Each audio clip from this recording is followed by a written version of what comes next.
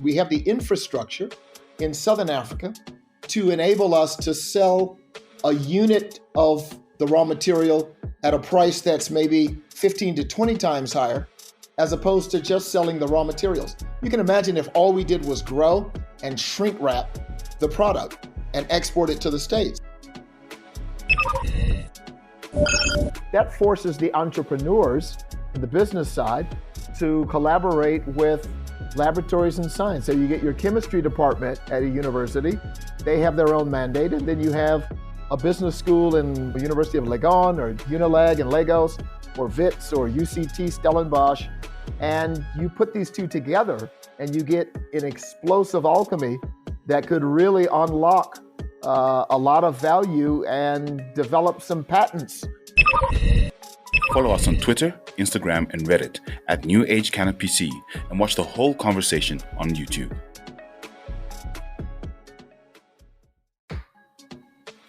This is the New Age Cannabis Podcast, a podcast all about cannabis, where we take a fresh look at all things cannabis from an African perspective. Join us and our awesome guests as we talk through the endless capabilities and benefits of the plant. Today I'm speaking with Forrest Branch, the director at medical cannabis farmer AphriHelios. Forrest is an agribusiness value chain innovator and a finance and investment professional living in Namibia. In this episode, he gives us insight into how cannabis, as an industry, can benefit the African economy. Welcome to the show. Thank you, y'all. It's a pleasure to be here today, representing not just AphriHelios, but representing a continent that is eager to transform itself from a primary producer to a value-added producer. So thank you very much. It's an absolute pleasure. So, Forrest, the first question we always ask all our guests, what brought you to cannabis? What brought you to the plant? That's an interesting question, because when I was a young kid, people from the city would come out to our farm in Monroe County in Carlton, and they would plant cannabis in the night.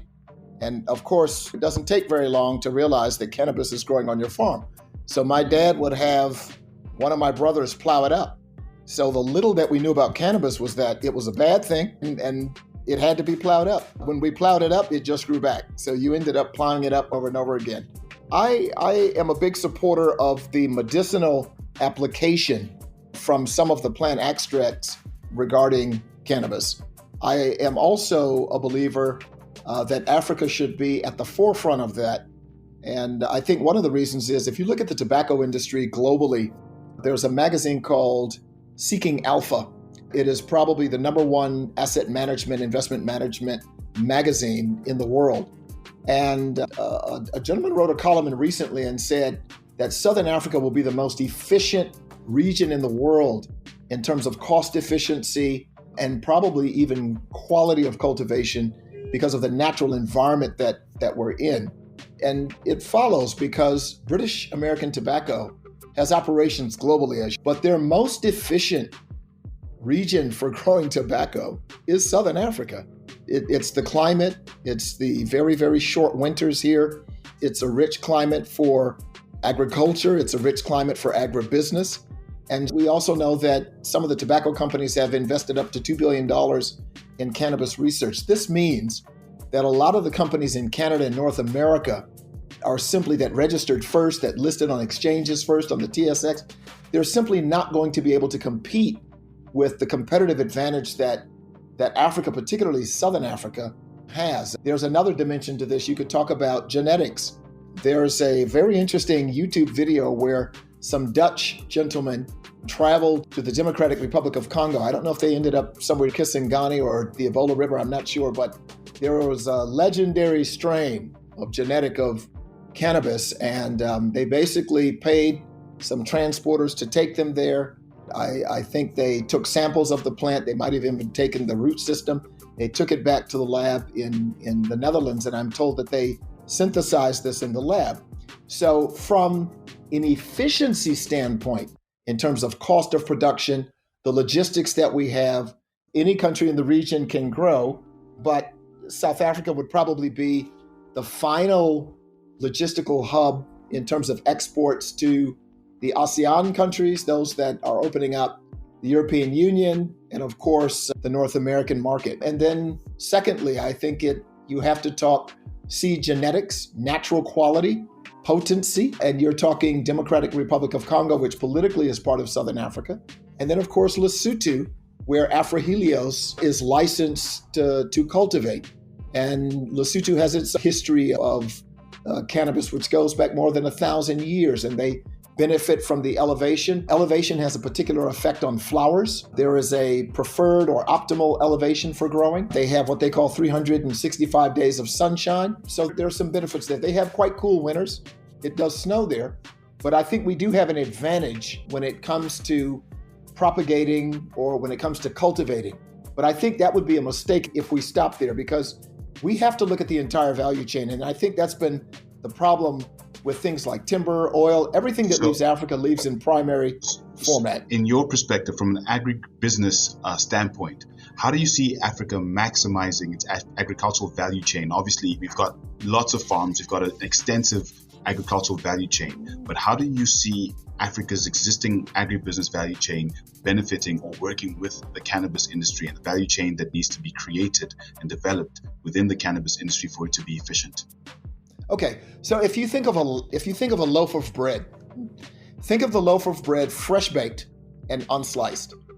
That would be the entire ecosystem of the cannabis industry. Now you start slicing that loaf of bread, but let's say each slice is not the same width. Some slices are very thick, some slices are very thin, and then some people don't like the end pieces of the loaf. So there are certain components within certain segments within the value chain that are more profitable. For example, in the diamond industry, the person that brokers the diamonds from the mining company to the cutting and polishing company is in probably the most lucrative position because they don't have to put up much risk for that. It's a brokering position. The person that's cutting and polishing, on the other hand, is getting probably the worst margin. In the cannabis industry, you have to do a value chain analysis to understand what are the most valuable components and the most sustainable components, and which of those components does Africa really have an advantage over.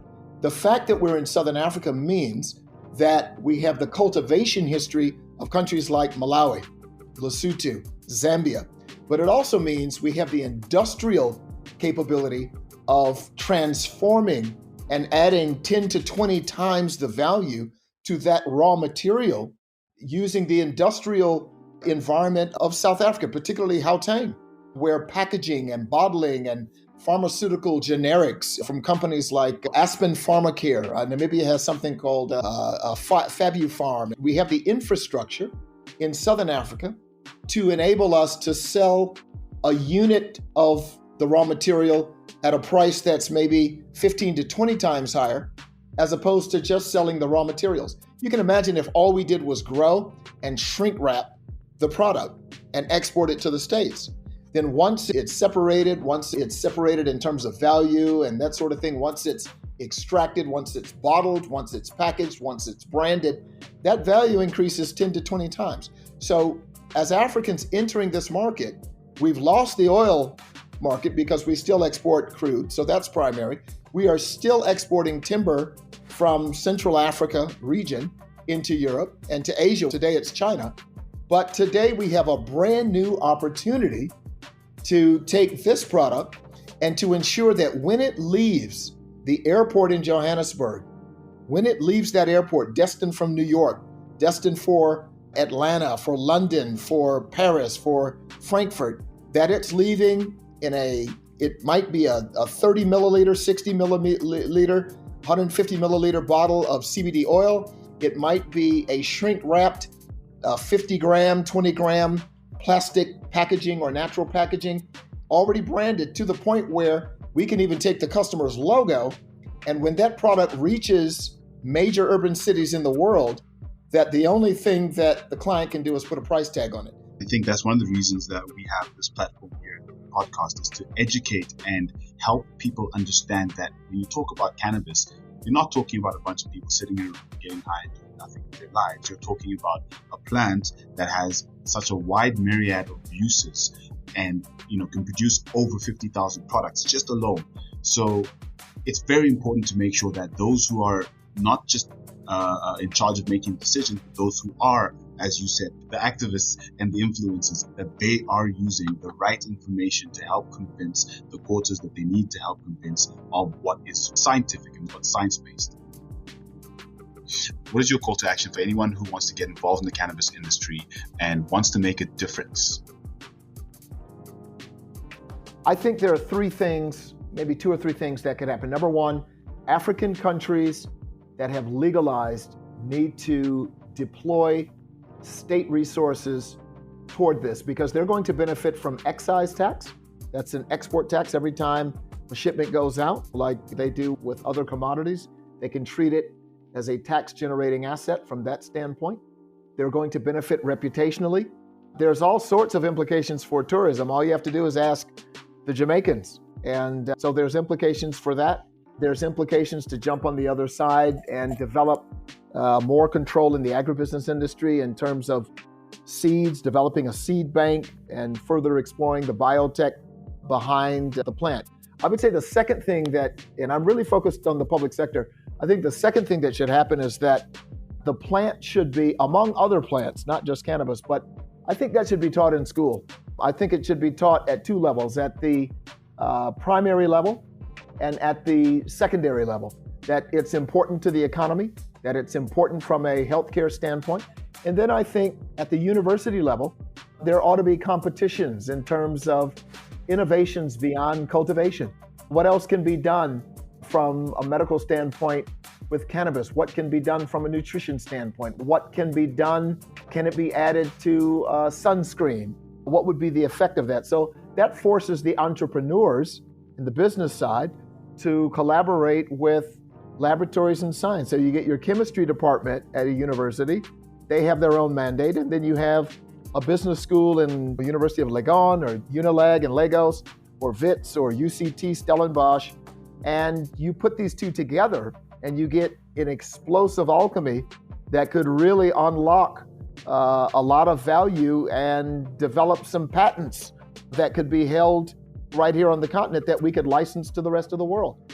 Yeah, and then I would say as a strategy to address those that are dead set against the legislation, I think having platforms where you discuss the medicinal impact of cannabis, those are things that you could all do these things within the next 30 days. These are things you can plan. You could have a cannabis roundtable at the University of Namibia next week because all it is discussion.